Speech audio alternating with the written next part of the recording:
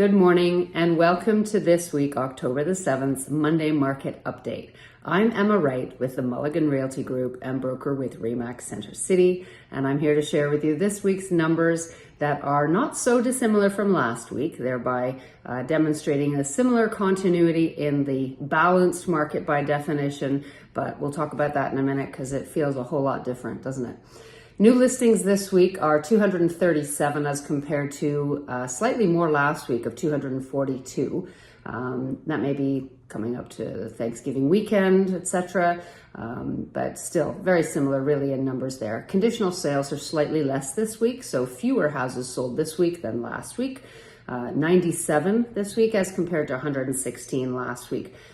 Sold, so those that are pending as in firm, but they have not closed yet. We're at 100, down by 50 from last week. So that is an interesting statistic there. So fewer firm sales this week, significantly than last week. That's about the only big number that's different there. And we'll talk about that in a second.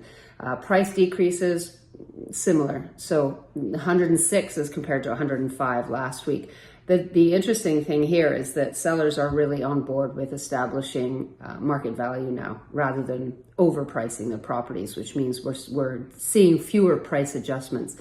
But just wanted to share with you one quick thing. So we talk about forces that drive the market, and we're pretty high here in Ontario relatively. I mean, not compared to the globe, but Ontario has high home prices as compared to other parts of the globe, of course.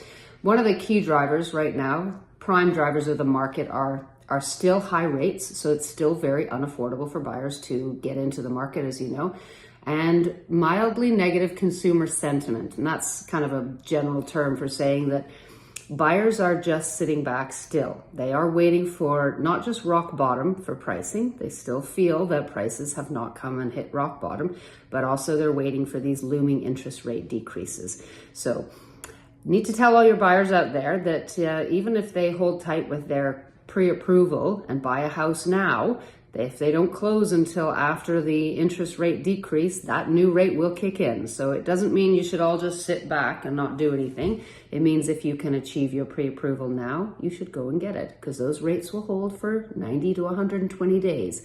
And by then that decrease will have settled and you will close with a great interest rate if you have a good mortgage advisor. Anyway, that's it for this week. I'm Emma Wright. I look forward to seeing you again soon and have a great day. Bye.